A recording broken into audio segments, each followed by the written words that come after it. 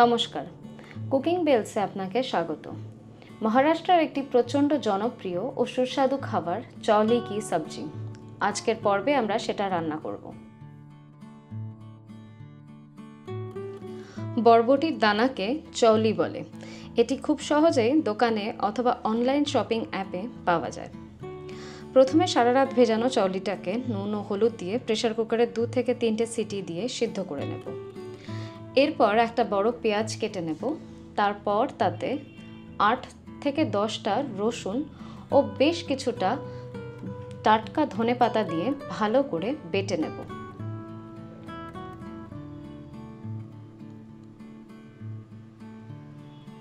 চওলিটা সিদ্ধ হয়ে গেলে কড়াইয়ে সাদা তেল গরম করে নেব। গরম হয়ে এলে তাতে সাদা জিরে ও কালো সর্ষে ফোড়ন দেব। তারপর তাতে পেঁয়াজ ধনেপাতা বাটাটাকে দিয়ে দেব।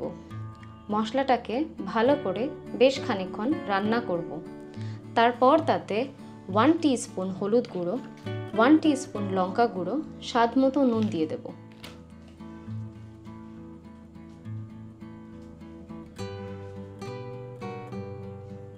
মশলাটাকে ভালো করে রান্না করব।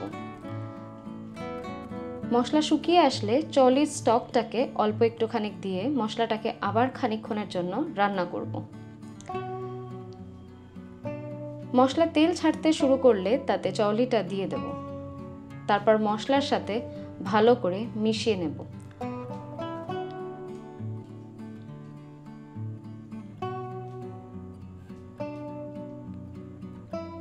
আরও 1 মিনিট মাঝারি আঁচে রান্না করে নামিয়ে নেব। রেসিপিটা কেমন লাগলো অবশ্যই জানাবেন এবং চ্যানেলটিকে লাইক, শেয়ার ও সাবস্ক্রাইব করবেন।